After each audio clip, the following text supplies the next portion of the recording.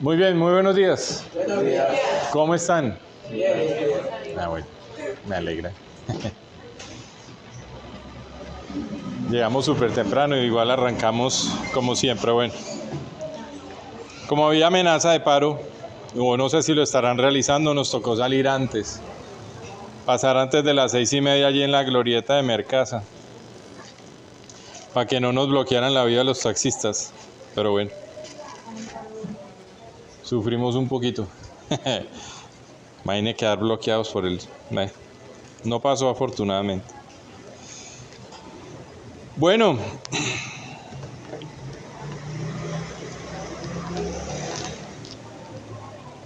afortunados los que pudieron estar el martes pasado, ¿no? Los que no estuvieron se la perdieron, ¿o no? ¿O no? ¿Se la perdieron, sí o no? La contaron y ya fue el que me dijo que fue espectacular. Seguramente es una experiencia Listo. tan maravillosa que es digna de repetir. ¿Será? Pero es que es así, ¡Ay, qué bien! por esa sí cobro ya. No importa, no importa.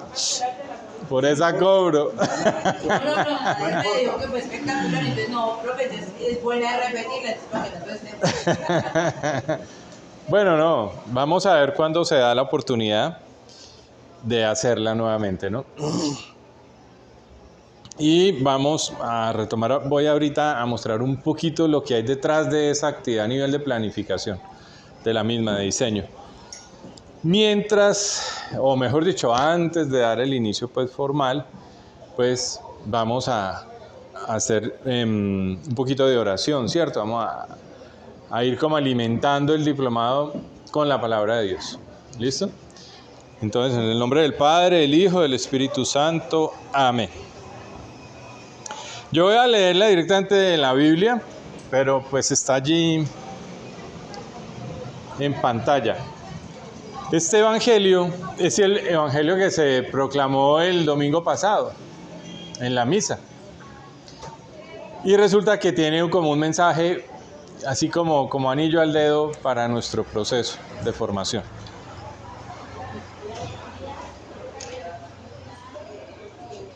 Game 6.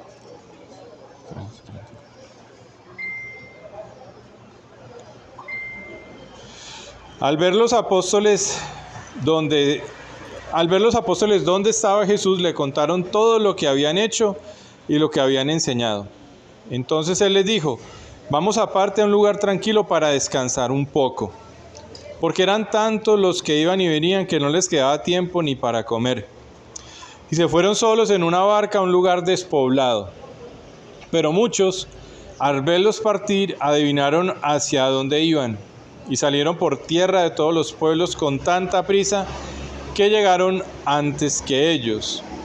Al bajar Jesús de la barca, vio todo ese pueblo y sintió compasión de ellos, pues eran como ovejas sin pastor, y se puso a enseñarles largamente. Palabra de Dios.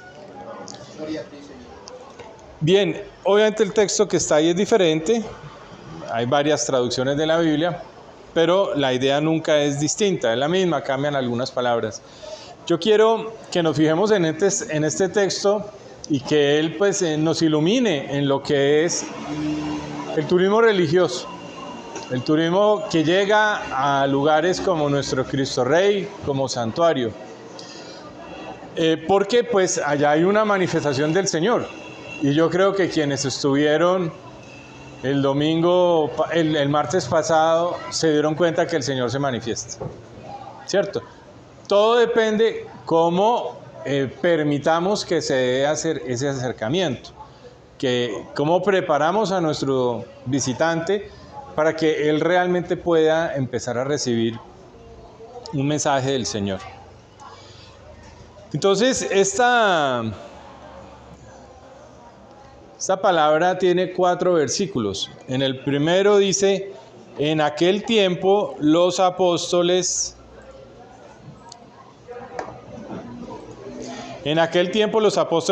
volvieron a reunirse con Jesús. ¿Cuál es como el contexto de este pasaje? Ellos habían sido enviados de 2 en 2 en la misión de los 72 y tenían como misión sanar, liberar espíritus, enseñar la palabra, en fin. Entonces ellos están regresando de ese viaje, de ese periplo, pues de esa misión que Jesús les había puesto. Y ellos querían contarle a Jesús pues todo lo que habían hecho y todo lo que habían enseñado. Y él les dijo, vengan ustedes a solas a un lugar desierto a descansar un poco. Porque eran tantos los que iban y venían que no encontraban tiempo ni para comer. Unos días antes del domingo, no sé si fue el sábado o el viernes, no recuerdo bien, yo publiqué en el grupo un artículo sobre el descanso. ¿Alguien de pronto lo miró? ¿Sí? Bien. ¿Cómo entiende la iglesia el descanso? ¿No? Aquí está un versículo en el que Jesús pues dice, vamos a descansar un poco porque tenemos pues tanto ajetreo que... Y de pronto allí podemos hablar un poco más tranquilos, porque pues ellos mantenían rodeados de gente. Y ese artículo que publiqué hace referencia a cómo algunos santos de la iglesia también entendían el descanso. Yo los invito a que lo miren, está antes de lo que yo publiqué anoche. Está ahí, léanlo. ¿Cómo entendemos el descanso nosotros, los católicos? ¿Cómo deberíamos entenderlo? Sí, ahí está. ¿Cómo deberíamos entenderlo? Porque, sí, Andrés. Pues normalmente los seres humanos siempre hemos entendido el descanso como el descanso para el cuerpo, ¿cierto? Porque se siente agotado. Pero pues en ese artículo menciona de que la importancia que hay en la Biblia y lo que está escrito y la importancia para Dios del descanso es para alimentar el espíritu, para que ese descanso sea espiritual y fortalezca el espíritu. Y si es así, el martes pasado usted salió cansado o descansado de la actividad. La verdad, salí con varias sensaciones encontradas. Sí. La verdad porque, pues, siendo sincero, pues uno piensa de que de pronto no va a pasar nada, ¿cierto? No va a ser algo normal. Pero pues la verdad sí depende de la disposición que uno haga al momento de empezar el ejercicio. Y la verdad sí dispuse mi alma total y sí, claro. Pero le dio paso, ¿no? ¿Le dio paso, no? Sí, claro, me tocaron fuerte. Bueno. ¿Quién más sintió que salió cansado o descansado de la actividad del martes? ¿Ninguno? ¿Qué? Diga, hable. No, yo salí muy satisfecho y uno allí se renueva. Ah. Sí. Es que es como si... Un paso hacia la conversión. Sí. Pues esa era esa invitación, ¿no? Lo que vimos el martes pasado es vamos a un lugar desierto. El lugar desierto, pues, ese es el lugar de encuentro allí con el Señor. A descansar un poco, Jesús te dice eso, ¿no? Y pues lo que uno termina es estando ahí con Él. Queda uno como livianito, por decirlo Sí, queda livianito porque Él le quita la carga, ¿no? También en estos días, esta semana, estuvo el pasaje de mi yugo es llevadero y mi carga ligera, ¿no? Es ese pasaje en el que Jesús le está diciendo a la persona, pues venga, carguemos este yugo juntos. Uno se imagina el par de bueyes cargando, pues, llevando la yunta y arando la tierra o llevando una carreta. En Costa Rica hay una tradición muy bonita y era que las carretas del campo las jalaban los bueyes. Y cuando ellos tienen una fiesta o algo, sacan unas carretas que pintan con flores. Es una cosa muy bonita. Era un par de bueyes, pues, jalando una carreta. En este caso, en ese evangelio, Jesús le decía, venga, yo le doy descanso, yo le quito su cansancio, su agobio, su tristeza, su pesadez, su depresión. Déjeme, yo le ayudo. Y lo que le está diciendo a uno es, lo que usted tenga que hacer, hágalo conmigo. Pongámonos la yunta, el yugo, y seamos esa yunta de bueyes que trabajamos juntos. O sea, cualquier cosa que usted haga en la vida con Jesús, con Él, como Él lo explica ahí, como lo va a entender en esa parábola, es, vamos a sembrar, ese es su trabajo, vamos a jalar una carreta, ese es su trabajo, listo. Déjeme, yo lo hago con usted. Déjese acompañar la vida todo el tiempo de Él. Todo lo que usted vaya a hacer, ofrézcaselo al Señor primero. Y dígale, bueno, vamos a trabajar, Señor. Así, vamos a trabajar juntos. ¿Por qué? Porque Él le quita toda la pesadez a eso, le da sabiduría, lo ilumina, lo va guiando. Y aquí nuevamente le dice, venga, ¿está agobiado? Venga pues. ¿O está feliz de todo lo que ha hecho? Venga pues, descansemos un momentico. Bueno, el cuento es que ellos no van a poder descansar, ¿cierto? Porque la iglesia y con Jesús pues uno siempre está en acción de evangelizar, de dar testimonio. Finalmente se montan en una barca, están en el mar y se van a solas a un lugar desierto. Muchos los vieron marcharse y los reconocieron. Entonces de todas las aldeas fueron corriendo por tierra a aquel sitio y se les adelantaron. Al desembarcar, Jesús vio una multitud y se compadeció de ella porque andaban como ovejas que no tienen pastor, y se puso a enseñarles muchas cosas. Voy a pasar a esta imagen que ya tiene como resaltado, pues para simplificar un poquito, sería bonito que yo fuera resaltando cada palabra, pero digamos no tengo como mucha facilidad aquí. Y vámonos al versículo 32, el de toda la mitad, y vamos a destacar algunas palabritas. Ojo, porque hay una primera palabra, hola, que es barca. Jesús y sus discípulos se van, que eran los 72, ¿cierto? Que estaban haciendo toda esa vuelta. Una sillita allí para Sandra, ¿es que es tu nombre? Ah, ya hay una. ¿Y a dónde se van? A un lugar desierto. Ojo a esas palabras claves. Vea, cuando nosotros cojamos la palabra, cuando cojamos la Biblia, siempre después de leerla y tratar de entender un poquito qué es lo que dice, para comprenderla verdaderamente y poder reconocer qué nos dice el Señor, vamos a tomar palabra por palabra, las más significativas. En este caso escogemos barca y escogemos a solas en un lugar desierto, en azul, ¿no? Porque esas son, después desembarcar. Bueno, aquí me faltó una. Jesús vio a una multitud, a ver si de pronto la puedo resaltar aquí.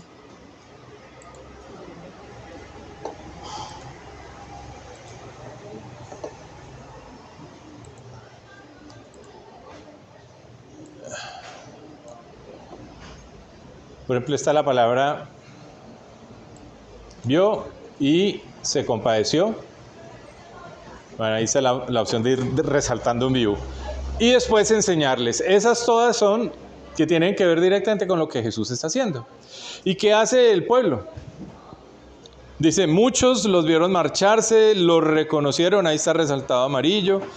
Todas las aldeas fueron corriendo y se les adelantaron. Son palabras claves que nos, digamos, frente a una pregunta, y es cómo nos ilumina esto en nuestro trabajo en el monumento, ¿no?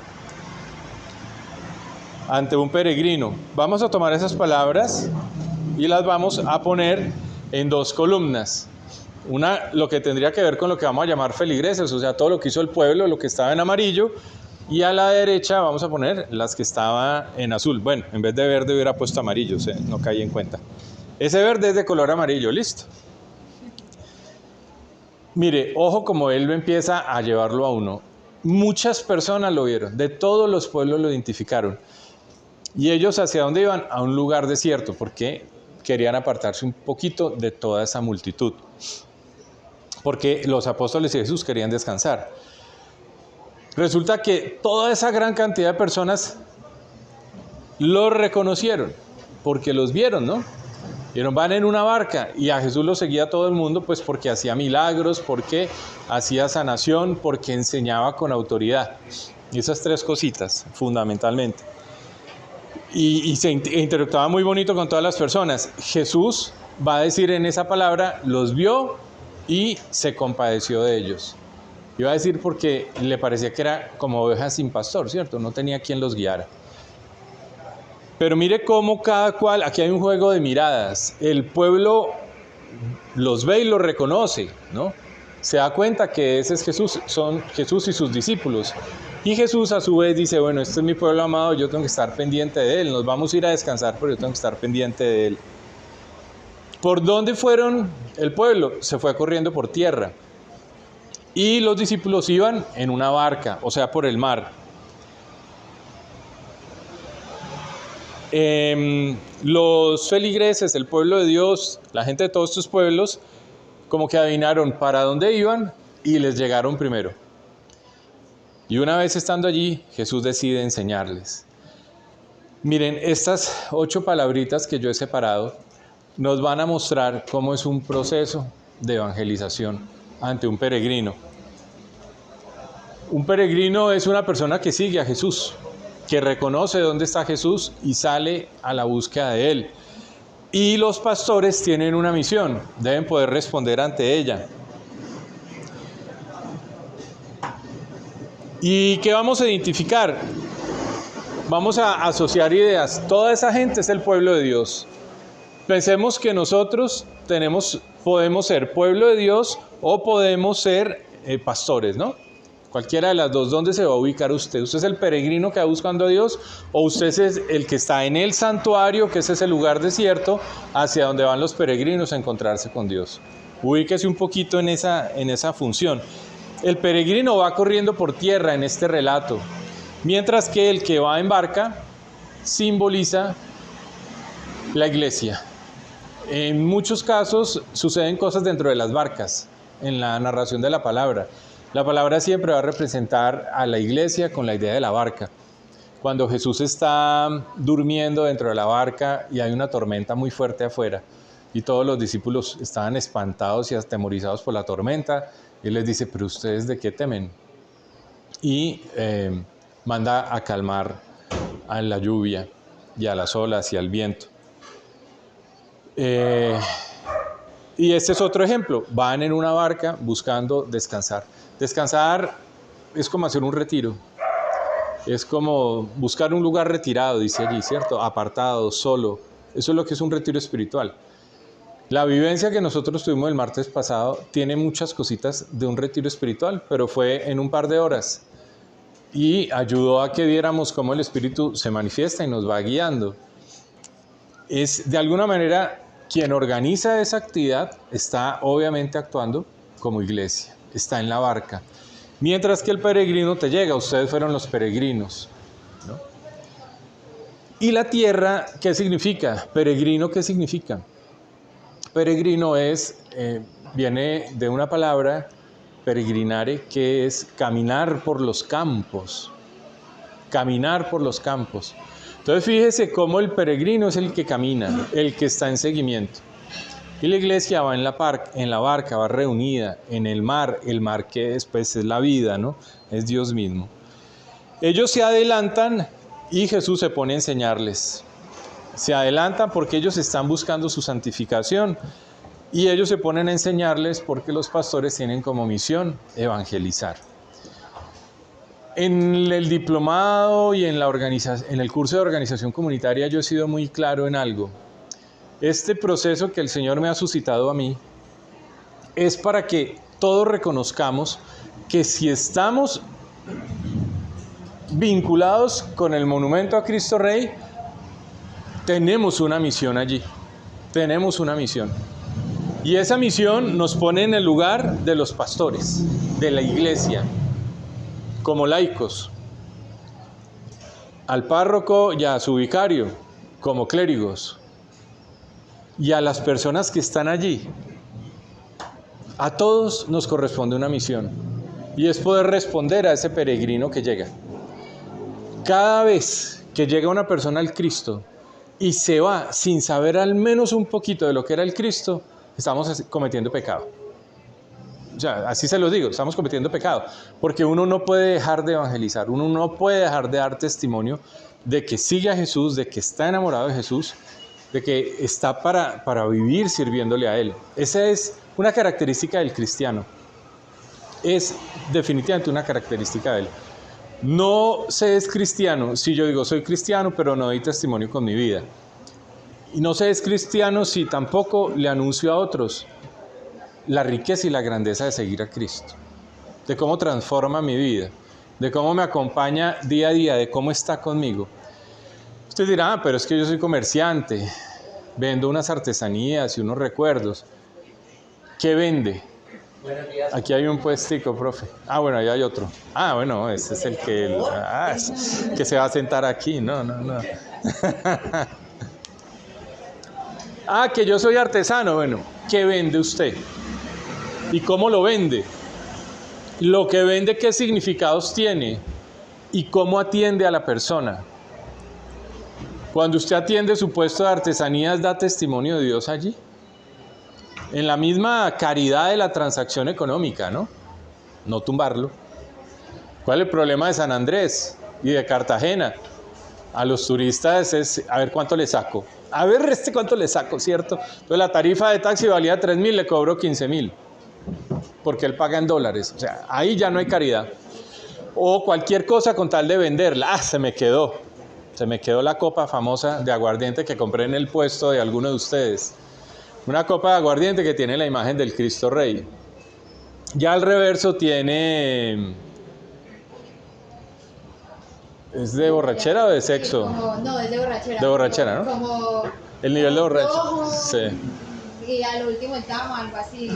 Juega con esa picardía nuestra propia, ese doble sentido que le damos a todo en la vida, ¿no? Entonces, por un lado tenemos a Cristo, pero por el otro lado tenemos, venga, tome harto, es una copa de aguardiente, ¿no?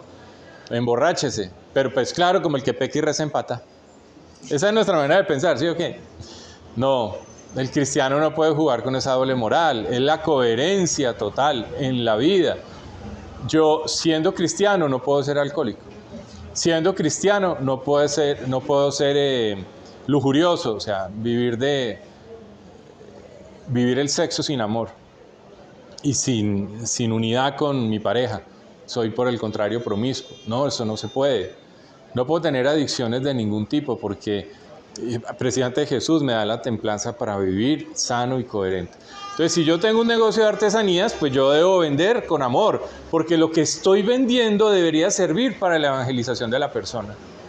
Debería servir para que vaya a rezar, sí, para que vaya a reconocer a Dios en la creación, un tema cafetero, para que vaya, sí, reconocer a Dios en la creación es como lo que nos va guiando en el tema del tema del paisaje cultural cafetero. Esa es la creación puesta como provisión de Dios para nosotros. Muchas veces, por ejemplo, a mí me ha pasado, todos los que han ido al Cristo saben que ellos dicen, yo no voy para frente, se vienen y se ponen al lado mío.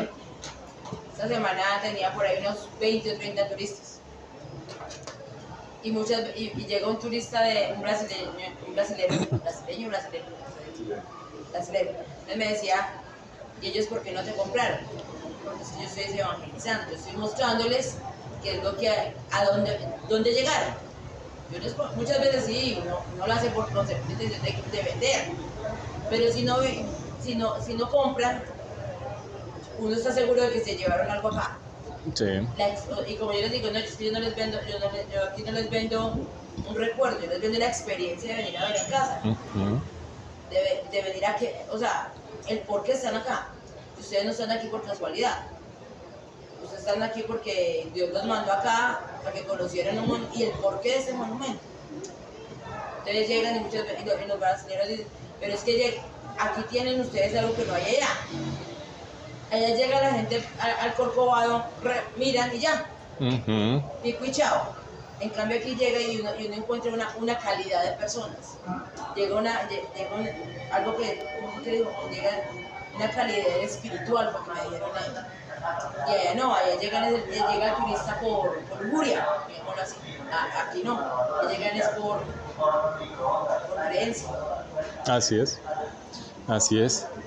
Bueno, gracias por esa parte. Y dices algo muy que quiero que no se pierda y es, no vendo solamente un recuerdo, vendo una experiencia, ¿cierto? Y es, en este caso, una experiencia en Dios. Bien. Ahora quiero, como complemento de esta reflexión de la palabra, mostrar cómo evangelizaba Jesús. Y para eso me voy a basar en un video que dura unos 27 minutos. ¿Han visto la serie de Chosen? Los Elegidos. ¿Ninguno la ha visto? No. Está en Netflix. Este es el tercer capítulo de la primera temporada. Es de los primeritos, de los viejitos. ¿Sí? De los viejitos. Profe, ¿por qué no cierra eso para que se... Sí. Katy, porfa. Que estoy amarrado aquí al micrófono. ¿Está amarrado? Sí, no me puedo mover. No me puedo mover de este punto. Pues ahorita me toca quitarme el micrófono. Yo quiero que disfruten el video. Relajados. Rico. Entonces, vamos a trabajar, como les estaba diciendo, una perspectiva muy desde ¿Desde quién es nuestro turista? Yo no tengo problema en llamarlo turista. Habrá gente que dirá visitante, que turistas no son. No, mire, básicamente un turista es una persona que sale del lugar donde vive, donde reside, va, visita un destino y retorna. Ese es el turista, claro, idealmente duerme. Porque hay como dos tipos de turistas según la organización del turismo. Antes se llamaba Organización Mundial del Turismo, ahora se llama ONU Turismo, ¿no? Entonces la Organización del Turismo dice que el turista es la persona que sale de su lugar de residencia, se desplaza para llegar al lugar que desea conocer, visitar, etc. Idealmente, pues, para que sea turista debería dormir en ese destino, dormir, y después regresar en un periodo inferior a un año. Aunque algunos países lo consideran menos tiempo. Si no duerme, lo llaman excursionista. Así lo llaman. Una palabra un poquito rara para nosotros en Colombia, porque para nosotros excursión es salir a explorar, ¿cierto? Bueno, pero en Europa y particularmente en España, que es donde se acuña el término, pues es excursionista. Entonces, básicamente la persona que viene al Cristo a conocerlo y a estar aquí un tiempo. Puede que duerma en Belalcázar, puede que duerma en Viterbo, en San José, etc. Puede que sea turista y esté durmiendo en Pereira, no importa, que venga de Bogotá, Cali, Medellín, Barranquilla, de donde sea. Hoy el diario de Lotún presentaba el balance del aeropuerto de Pereira, el Matecaña. En este semestre, 6 meses, 170.000 y pico, 170.500 pasajeros internacionales. Es un número importante, hace 10 años eran por ahí 10.000. Y pues eso nos está poniendo unos 25.000, 30.000 turistas extranjeros por mes a la región, porque el grueso de turistas entra por Pereira, ¿no? A la región, en avión, entra por Pereira. El de Manizales pues no tiene esa capacidad pues por las limitaciones climáticas y de pista, y el de Armenia mueve también bastantes, pero no más que el de Pereira. Bueno, eso significa que están entrando bastantes extranjeros. Y aquí están llegando, ¿no? Están llegando al monumento, están llegando por todos estos lados. Entonces hay una tarea que realizar importante, porque hay un indicador creciente de la demanda turística. Pero la pregunta es, ¿quién es nuestro turista? ¿Quién es el que llega allá? Bueno, esa pregunta aguanta muchas respuestas, muy técnicas desde el punto de vista del marketing, etc. Pero yo quisiera hacer un análisis muy en la línea de lo que he venido presentándoles, y es que el Cristo se va a mover y se ha venido moviendo, se estará moviendo y se irá moviendo cada vez más según lo que hagamos en el monumento. Se irá moviendo entre dos tipos de turistas: el cultural y el religioso, ¿no? El peregrino. El turista que viaja buscando atractivos de tipo cultural y el turista que busca atractivos de tipo religioso. Se le conoce como turista cultural y turista peregrino. Si se dan cuenta, pongo una foto vieja, porque el aspecto más destacado del monumento es lo histórico. Lo histórico. Por eso pongo una foto vieja. Y la otra era una actividad que se realizó en el Cristo Rey hace 1 año o 2 años. ¿Quién es el turista cultural? Y esta presentación está en el chat del WhatsApp, para que la puedan, si quieren, seguir mirando allí en su celular, o puedan volver a ella y no se angustien pues porque no alcanzaron a tomar nota de algo. ¿Quién es el turista cultural? Es el que va a vivenciar el Cristo Rey, al Cristo Rey como monumento patrimonio, como monumento de tipo patrimonio, que es algo que ya hemos venido conversando. ¿Por qué es patrimonio? ¿Cierto? En varias sesiones lo he mencionado. Y de todas maneras, aquí hay otros elementos para poder entender por qué es patrimonio. El primero de ellos, por el hecho histórico de la violencia que llevó a su construcción. O sea, el turista que llegue al Cristo va a ver allí un monumento por un suceso histórico, que en este caso fue la violencia. Y en el marco de esa violencia se construye. También va a llegar por su propuesta artística y arquitectónica. ¿Cómo fue construido el Cristo? Desde el punto de vista de arquitectura y desde el punto de vista de escultórico. ¿Qué hizo el maestro? Sobre esto tenemos muy poca información. Ahí hace falta mucha investigación. ¿Qué tiene de particular, de novedoso, la construcción de ese edificio y de esa estatua? Desde las técnicas que se usaron para construir.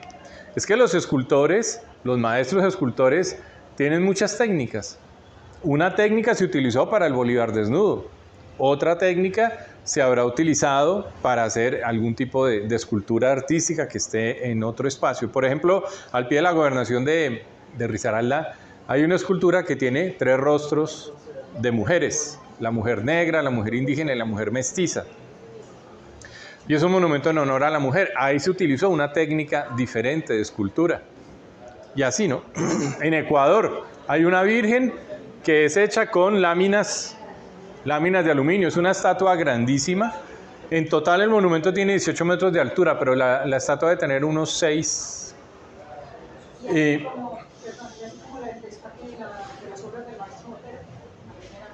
Claro, están las del maestro Botero, que es otra técnica. Entonces, ¿cuál es la técnica que se usó para la escultura del Cristo? No la sabemos. Pero se puede identificar, solamente que no ha llegado el escultor que venga y diga, oiga, aquí se usó nada. Y si ha venido, no lo ha escrito, no ha dejado su legado aquí, ¿no? O sea, su explicación. Bien, y lo mismo la construcción del edificio, tampoco se sabe. Hay gente que ha llegado al monumento que dice que había 3 pisos internos. De la capilla para abajo había 3 pisos, dijo una señora. ¿Eso es verdad o es mentira? No se sabe, porque nadie lo ha estudiado. Pero bueno, en el momento en que lo estudiemos vamos a ir encontrando más elementos. Hay cositas que han sido cambiadas. Por ejemplo, debajo de las escaleras, de las 4 escaleras, ahí no había muro, era un espacio libre.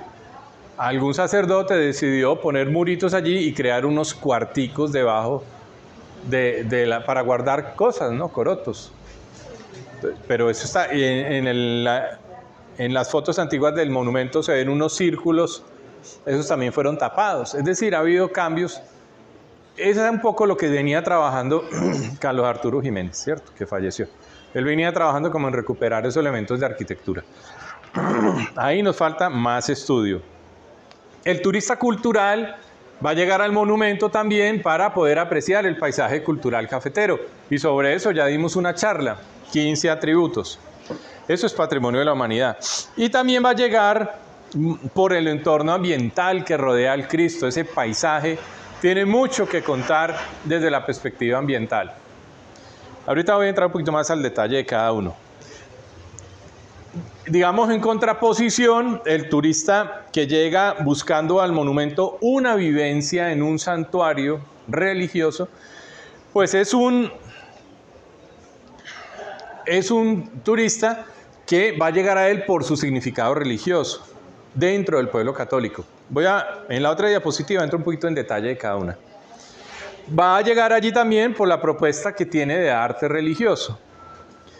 O va a llegar allí por las expresiones de piedad popular que hay en el sitio, o bien por ser un lugar para la celebración litúrgica y sacramental. Entonces me devuelvo un poquito, estaba como explicando ya en la primera diapositiva lo que tenía en la segunda. Entonces retomo, el turista de patrimonio, el del lado izquierdo, ¿qué tenemos para contarle allí? Pues el radicalismo de la política bipartidista. El bipartidismo se acaba en Colombia con la Constitución del 91. Y ahora tenemos una proliferación de partidos políticos. Pensar en el bipartidismo solo liberales y conservadores ya no cabe en Colombia porque eso se acabó con la Constitución del 91. Bueno, todos los relatos que correspondan a una guerra civil no declarada. Bueno, ya había dicho el arte, la escultura como estatua. y el conjunto monumental desde su estudio arquitectónico. Ahí hay que investigar más. El paisaje cultural cafetero, pues cuando dimos la charla, que fue la primera que yo di, pues hablé de 4 valores excepcionales y 15 atributos. Eso está en las primeras presentaciones. Además, ahí es hablar de la historia de Belalcázar, porque hablar de la historia de la caficultura es hablar de la historia de Belalcázar. Porque Belalcázar nace en 1880 y pico. A ver, ¿cuándo nace? ¿Cuándo se funda Belalcázar? 1888. 1888. Rajados. Belalcázarita. Jackie. Ni idea. 1888. Bueno, pero se funda cuando ya hay café. Y el pueblo ya vive de café. ¿Sí? En 1800 algo. Se me escapa ahorita la otra cifra. Pero es del 50 para acá. 1850 para acá. Por eso creo que es 1880 y algo. Por ahí tengo el valor, el dato exacto. Bien, entonces, mire que una visita al Cristo también podría servir para eso, para hablar de la fundación de Belalcázar en su relación con ese paisaje cultural cafetero. Ahora, el que venga a mirar aquí el entorno paisajístico, pues va a encontrar elementos geológicos muy interesantes, porque está en una serranía que corresponde a la cordillera occidental, pero también aprecia la cordillera central y los valles interandinos. El del Magdalena, evidentemente, el que va a ver es el del Cauca. 29 de noviembre de 1988. De 1888. Ah, son los 3 ochos. Fácil, ¿y por qué no lo saben? ¿No nacieron acá? 188. Porque yo sé que es de 1888. Entonces, ¿por qué duda? No se me olvida. Ah, ¿por qué duda? Ya me pasé. Bueno, tenemos un elemento geográfico. Si aquí viniera un profesor a dar una clase de geografía estaría feliz porque tiene serranía, tiene cordilleras, tiene nevados, tiene volcanes, tiene valles, ¿cierto? Tiene una cantidad de elementos geográficos y en todo eso además puede observar cómo es el desarrollo urbanístico de toda esta región, este pueblo, cómo se desarrolla en una cordillera, cómo está planteado como un pequeño tablero de ajedrez en medio de un filo. Y va a poder ver cómo se va poblando todo el paisaje, ¿no? Porque se ve Manizales, etcétera, los 14 municipios. Entonces hay mucho para observar, por eso la gente también viene, porque es un excelente mirador. Va a mirar la parte agrícola en ese paisaje, la caña, el café, el plátano, los pastos de la ganadería, etcétera. Pero también es un lugar para apreciar atardeceres, para disfrutar la neblina, las nubes y la neblina como tal. Eso es muy lindo, esto es algo que hace que el paisaje sea cambiante. Aquí uno puede ver llover, y me ha tocado, ¿cierto? Estando en el monumento, uno ve como el aguacero va barriendo el valle, lleno de cultivos de caña, y va pasando el aguacero y vuelve y sale el sol. El otro día que hicimos el viaje a San José y a Risaralda, vimos el aguacero, hasta que al final nos tocó el aguacero llegando a Pereira, pero cierto, todo el tiempo íbamos viendo por dónde iba la nube bañando. Esas cosas se pueden ver acá. Se pueden ver acá. Hay un elemento geográfico que es muy interesante y es el río Risaralda. Sí, así el cuento de que va hacia el sur. el cuento que va hacia el sur, sí. Ese, claro. Yo pienso que también se puede trabajar observación de estrellas, pero no sé, nunca he estado acá, creo que hace frío, pero supongo que se despeja, no hay luces que opaquen, no sé. En alguna época del año se deberá poder hacer. En época de frío, en mucho invierno, esta travesía aquí, mejor dicho, desde el 7, 8 de la noche, usted le provoca es bajarse del carro y andar a pie. Para ver Porque estrellas. la niebla. Ah, la neblina. Ah, porque no ve nada. Bueno. Es otro fenómeno. Bueno, yo hablaba de verla de día. De noche es pavoroso. A mí me han tocado esas neblinas y es... Bueno, ¿qué viene a ver el turista en este lugar como un santuario religioso? En lo religioso, la defensa de la fe y la defensa de la religión, que era lo que también hemos ido comentando.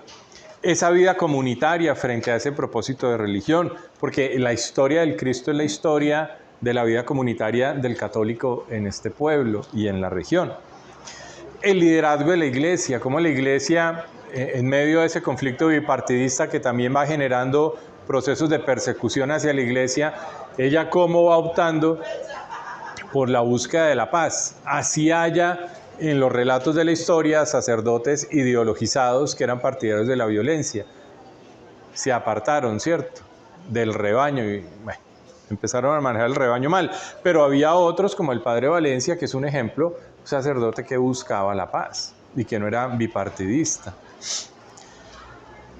Los mensajes, bueno, y la historia de la iglesia como tal, es que este monumento está amarrado a lo que Vaticano genera con la encíclica Cubas Primas en 1925. Pero también el monumento se ve involucrado en la creación de la nueva diócesis de Pereira, al tiempo que la de Armenia. Pero también el monumento va a ser distinto, nace en una época y se desarrolla su uso en otra época, porque el monumento es anterior al Concilio Vaticano II, pero ya cuando la gente lo va a empezar a vivir, lo va a vivir de acuerdo al Concilio Vaticano II. Entonces hay también cambios en el mensaje pastoral de la iglesia. Es decir, uno aquí puede tener cursos enteros de eclesiología, viviéndolo y entendiéndolo a partir del Cristo. Solo que no tenemos cómo reunir cursos allá, ¿no? No hay un salón para dar charlas. Bien, la piedad popular, el arte religioso, la escultura y el edificio, ya no desde su componente arquitectónico o de técnica artística, sino desde sus significados y sus simbolismos religiosos. Yo se los he comentado y iremos a campo y veremos cómo eso es todo el edificio, todo el conjunto monumental, edificio más escultura, son inspirados en el Apocalipsis. Y por lo tanto tiene una cantidad de significados bíblicos. Bueno, el otro tema es de pronto algo de vida de santos que uno vaya encontrando también relacionados con el monumento. Bueno, distintos mensajes pastorales. Eso es lo que busca un turista cuando va a un santuario religioso. Bien, la piedad popular es el otro elemento. Pues aquí tenemos las piedades que ya hemos conversado sobre esto. Cristo Rey, Señor Caído y Vía Crucis. Y también es un lugar para la celebración de sacramentos, Eucaristía, reconciliación, y los santuarios trabajan también unción de los enfermos, así aquí no lo hagamos. Entonces, bueno, si ustedes se dan cuenta, ahí tenemos dos perfiles de turistas, el cultural y el religioso. Los dos llegan a un mismo sitio, el Cristo Rey, como monumento, como santuario. Nosotros tenemos que poder darle respuesta a los dos. Por eso yo en un momento les dije, artesanos que puedan desarrollar artesanías para ese turista cultural. Ay, pero ¿qué voy a hacer para ellos? ¿Qué puede generar que sea relacionado con historia? ¿Qué artesanía puede desarrollar que sea relacionada con arte y arquitectura? ¿Qué artesanía puede desarrollar que le hable del paisaje cultural cafetero? ¿Qué artesanía puede desarrollar que le muestre, revele el entorno paisajístico? Ah, no, yo quiero trabajarla para el turista religioso, ¿cierto? El peregrino. Ah, bueno, ¿qué artesanía puede desarrollar que tenga contenido religioso? O que haga alusión al arte religioso del monumento, pues de la estatua y del edificio. O qué artesanía puede desarrollar para la piedad popular. Mire que en el recorrido que hicimos, muchos dijeron que era la primera vez en su vida que oraban la oración a Cristo Rey. Ahí hay una piedad por desarrollar. Yo le decía hoy a Juan Pablo, muestra el cuadrito, mijo.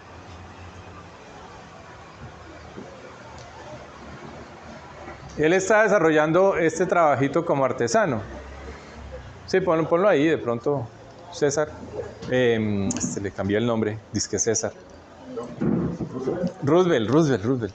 Ponlo ahí que se vea. Ah, bueno, ahí estaba ya mi monitor ahí, listo. Bueno, listo. ¿Qué le falta a esa imagen? Yo le decía a él, ¿qué le falta a esa imagen? Paisaje, bueno. Elementos de fotografía. ¿Cuál? La oración, ¿cierto? La oración. O sea, ¿esa foto es para el turista cultural o el turista religioso? ¿Para cuál? Así como está. Para el cultural. Así es para el cultural, ¿cierto? La foto de un monumento. Para que sea de un sitio que es monumento, pero para que sea un sitio que es santuario, ¿qué tendríamos que incluirle? la oración al Cristo Rey, ¿cierto? O sea, las devociones hay que desarrollarlas. Yo pregunto, ¿quién vende imágenes en bulto o como sea del Señor caído? Yo he vendido, pero hace días que no tengo, porque no las hago yo, las hago muchas. ¿Las hace otro? ¿Qué? ¿El que las hace se fue? No, las hago, pero no las hago, no la he vuelto a pedir. No la ha vuelto a pedir. Se venden. ¿Y vende qué? La estatua y la oración, la novenita de la oración al Señor caído. El bultico. Entonces, yo nunca le he hecho una devoción al Cristo Rey. Es la verdad, nunca lo he hecho, tengo otras devociones. Pero yo llego allá y veo, venga, Señor, ¿usted tiene el Cristo Rey? No tenemos la imagen. Ah, bueno, vendo la imagen. ¿Tiene la oracioncita? Tampoco. Y entonces, se perdió la venta. Pero se perdió al cristiano. Se perdió la oportunidad de evangelizarlo. ¿Sí? Porque usted puede llegar allá y el Señor le suscita hacer la oración.